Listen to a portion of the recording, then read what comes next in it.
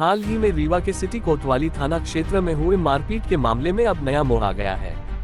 जिन लोगों ने मारपीट की शिकायत की थी वो सभी शातिर अपराधी है और स्थानीय दुकानदारों के साथ अक्सर मारपीट करते हैं, जिनका मारपीट करने का पुराना वीडियो भी सामने आया है।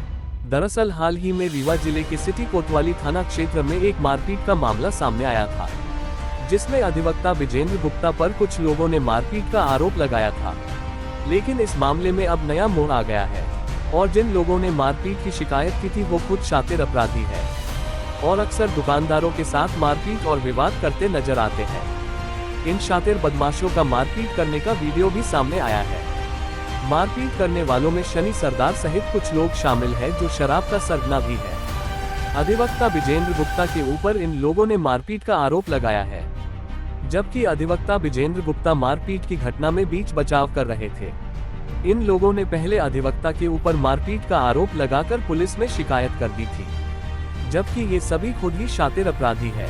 अधिवक्ता विजेंद्र गुप्ता ने मारपीट की घटना का वीडियो दिखाते हुए न्याय की गुहार लगाई है और निष्पक्ष जांच की मांग की है। गुरुवार की रात की ये घटना है। गुरुवार की रात की ये घटना है। उसके पूर्व में एक दिन पहले बुधवार की रात को गांधी कॉम्प्लेक्स पार्किंग में हमारे अकरम खान की एक पार्किंग है, गाड़ी साइकिल स्टैंड, वहाँ पे अराजक तत्व सौरभ कचेर उर्फ सोनू, सनी सरदार बांसघाट का जो आततन आरोपी और अपराधी है, ये लोग कई लोग उपद्रव मचा रहे थे। मेरे मना करने के बाद वहाँ पुलिस आई और उनको थाने ले गई। फिर चूँकि बात मोहल्ले के होने के कारण, बात आई गई होने के कारण वहाँ समझौता नामा में उसने कहा कि मुझे कोई बात नहीं करनी है। मैंने भी कहा कि कानूनी कार्रवाई मैं नहीं चाहता और मैं नहीं चाहता इनके ऊपर मुकदमा लगे। मैं अधिवक्ता पेशे का व्यक्ति हूँ, साफ सुथरी छवि का व्यक्ति हूँ और पड़ोस में दुश्मनी लेना अच्छी बात नहीं है। तो मैंने उसको एक छोटा भाई समझकर समाज परिवार का, क्योंकि भावना मेरी अच्छी है, मुझे पद प्रतिष्ठा अगर मिली है तो उसका मैं उपयोग करूं, दुरुपयोग ना करूं। मैंने उसको एक पत्र के द्वारा, हम दोनों का एक समझौता हो, जो मेरे पास पत्र है मैं वो आपको दूंगा। वहाँ से घटना चालू हुई और वो समझौता कर रात में ड्रिंक व्रिंक काफ़ी पी हुए थे, वो चले गए। अब चले जाने के बाद जब दूसरे दिन फिर रूटीन की तरह गुरुवार के मैं अपने कोर्ट से घर जा रहा था और घर में गुरुवार व्रत होने के बाद जब मैं घर से निकला तकरीबन 8:01 के आसपास उन लोगों ने 8 से 9 लोग नकाबपोश के तर्ज पर अशोक मिष्ठान की पार्किंग है वहाँ से चालू किया मेरी रैकी लगाना, यानी मेरा घेराव करना। कुछ लोग वहाँ, कुछ लोग यहाँ। गोयल ब्रदर्स के सामने कैमरा है, मैं 8:01 में मेरे पास वीडियो है।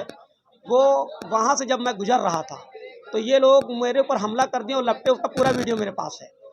अब इनके पास पिस्टल भी थी, इनके पास और भी औजार थे। इन्होंने मुझे घसीट कर मारने का प्रयास जब किया तो स्थानीय लोग, व्यापारियों के द्वारा, मेरा चूँकि मैं वहाँ समस्याओं में जब किसी को घाव होता है तो मलहम का काम करता हूँ और कभी मेरा विरोध व्यापारियों के बीच नहीं रहा है, क्योंकि व्यापारियों को मैं अपना परिवार समझता हूँ और ये भावना मैंने उसके साथ भी कई बार दिखाई। पर चूँकि हो गया, प्रदूषित मानसिकता के लोग हैं, अराजकता फैलाने वाले लोग, उन्होंने मेरे ऊपर हमला किया और राहुल गुप्ता नाम का व्यक्ति, जो बेचारा एक व्यापारी है, मेरे बड़े दादा का सुपुत्र है, वो आया और ये कहा ये क्या कर रहे हो। उस बचाव में उसने मुझे छुड़ाया। उसी दौरान पिस्टल वो लोग लिए तो मेरे हाथ में आ गए और मोबाइल भी मेरा उन लोगों ने छीन लिया था। वो वर्तमान कैमरे में दिख रहा है। पुलिस अधीक्षक महोदय जी ने बहुत कैमरे निकलवाए पर उस कैमरे में जो चीज़ें सच्चाई आई, उस सच्चाई पर उनमें कार्रवाई नहीं हुई है। और फिर इन चीज़ों को मैं विवरण से आगे बताता हूँ। तो पिस्टल उस दौरान मेरे हाथ पे आ गई। दुर्भाग्य ये है कि जहाँ पर ये चीज़ें हुई वहाँ कैमरे नहीं थे और 1 मिनट जो स्टार्टिंग में 8:01 पे वहाँ वो पकड़ रहे हैं, वहाँ कैमरा था। तो सिर्फ मेरा निवेदन आपसे ये है कि जहाँ कैमरा नहीं है और हत्या हो जाएगी तो हत्या को हत्या नहीं माना जाएगा क्या।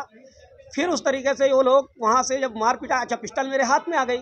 डिफेंस, क्योंकि मैं एक एडवोकेट हूँ और डिफेंस मेरा राइट है, तो मैंने उस बीच बचाव में, क्रोध हर व्यक्ति को आता है। ये बात है कि अगर मैं मार जाता या मेरे ऊपर कोई चोट हो जाती तो ऐसा मान सम्मान जो मेरी मृत्यु कारित कर दे, तो ऐसा मान सम्मान झूठा तो नहीं होगा। मैं सम्मान करता हूँ गांधी जी की सीखों का, पर मेरे ऊपर कर्ज भगत सिंह की चीखों का। मैंने अपना डिफेंस किया। मेरा दुर्भाग्य ये है कि पिस्टल मेरे हाथ में थी। अब वो सीसीटीवी फुटेज जब आया तो उसके दौरान पुलिस ने प्रथम दृष्टि के दौरान मुकदमा दोनों तरफ से बना। कुछ मेरे साथी अफजल अली रिंकू के हाथ में चोटें थी तो काउंटर केस हुआ, उधर भी काउंटर केस हुआ। पिस्टल आने के बाद, चूँकि मैंने अपने बयान में प्रथम दृष्टि में बताया कि मेरे पास पिस्टल है, राजू भैया क्लिप साइलेंट, तो मेरे पास पिस्टल को उल्लेख मैंने बयान पे किया। टीआई साहब ने कहा हम इसकी जांच कराएंगे। हमने कहा करा लीजिए श्रीमान, जब आप कहेंगे मैं आ जाऊंगा। उसी दिन से सौरभ कचेर और सनी सरदार गायब थे, वो नहीं आए। एक छोटा सा बच्चा कोई उनके परिवार का था, वो भीड़ में कैसे गिरा, क्या हुआ, वो गया, उसको फरियादी बनाकर चीख चिल्लाट करके उन्होंने काउंटर केस कराया। मैं पहले दिन से पुलिस के संपर्क में हूँ, मेरी एफआईआर हुई, उसके लिए धन्यवाद के पात्र हैं थाना प्रभारी जी, उन्होंने उनका भी काउंटर केस किया। ये राजनीतिक व्यक्ति होने के कारण मैं एक कांग्रेस का छोटा सा सिपाही हूँ, नेता मुझे संबोधित किया जा रहा कह कर, मैं कांग्रेस का छोटा सा सिपाही हूँ। इसको भाजपा कांग्रेस बनाकर इस तरीके से इन्होंने मेरी छवि खराब करने का काम किया और थाना प्रभारी के ऊपर कई अनर्गल उन्होंने आरोप लगाए। चूँकि मैं पेशे से वकील हूँ, आप लोग से भी जुड़ा हूँ, तो आपने मुझे कभी अपराध की सलाह दी ना, मैंने कभी आपको अपराध की सलाह दी, क्योंकि समाज के चौथे स्तंभ आप हैं और मैं एक कार्य प्रणाली न्याय व्यवस्था से आता हूं, तो हम लोग नहीं एक दूसरे से मिलेंगे तो कौन मिलेगा। तरोड़ मरोड़ का टीआई को बदनाम करने का प्रयास किया गया। एसपी महोदय के ऊपर नरगल उन्होंने आरोप लगाए। उन्होंने ये तक कहा कि थाना मैं चलाता हूँ। किसी हल्के पत्रकार साहब ने, जिनकी बेईमानी की स्याही से वो पत्रकारिता कर रहे हैं, उन्होंने बिना जाने समझे उन्होंने क्या लिखा कि थाना में मुझे बिज्जी दादा कह के संबोधित किया जाता है, जबकि उनका पूरा परिवार उन पत्रकार महोदय का हिस्ट्री सीटर है, वो खुद अपने ज़माने के हिस्ट्री सीटर है। तो ऐसी प्रदूषित मानसिकता से बात करना अच्छी बातें नहीं है। आज मैं सिर्फ इसलिए आया हूँ, अपने को बचाने नहीं आया हूँ। मेरे ऊपर मामला हुआ, मामला चला, मुझे बेल मिली। मैं सिर्फ इसलिए आया हूँ कि उन्होंने 3-4 रंग दिए, जो मैं आपके सामने मेन करना चाहता हूँ। घटना का विवरण वहाँ से स्टार्ट हुआ, वो लूट की श्रेणी में आता है। मोबाइल गया 4 घंटे बाद मेरा मोबाइल, जब मैंने अपने किराएदार के ऊपर, उनके रिश्तेदार ने, मैंने दबाव बनाया कि मेरा मोबाइल चाहिए, 12:30 बजे रात मोबाइल आया। इसका बयान लिया जा सकता है वीरेंद्र सिंह तोमर। दूसरा सनी सरदार एक आततान अपराधी है, जिसके ऊपर 327 के कम से कम 25 से 30 मामले हैं। दारू बेचने का स्मगलर है और वर्तमान में कई ऐसे मामले हैं जिसमें वो संलिप्त है। 3 मामले तो ऐसे जिनके आरोपियों की तरफ से बाकी मैं लड़ रहा हूँ। तो मेरा ये मानना है कि ऐसे लोगों को के ऊपर सख्त कार्रवाई होनी चाहिए। उन्होंने एक धार्मिक आस्था का आरोप लगाया कि मैं भंडारा कराता हूँ। वो खुद भंडारा में उनका पूरा जीवन चला, उनके परिवार का चला। उनके बब्बा सौरभ कचेर के भंडारा खा कर भोले भंडारी के इधर खत्म हो गए, उनका अंतिम संस्कार किसी ने नहीं किया था। फिर वहाँ के लोगों ने चंदा कर अंतिम संस्कार किया। और मैं मंदिर, सब्जी मंडी हनुमान मंदिर का उपाध्यक्ष हूँ।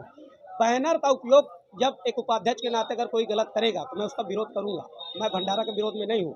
अब भंडारा वहाँ होता है, उसका मैं उपाध्यक्ष, कमेटी उसका बयां करती है। मैं धार्मिक कथा आप लोग कवर करते हैं, मेरे सुनील भाई आ गए, पत्रकार साहब, ये कई बार वहाँ के जन्माष्टमी हो गई, महाशिवरात्रि हो गई, और वहाँ हिंदू मुस्लिम लोग, हम लोग मिलकर खीर, पूड़ी और भंडारा बांटते हैं।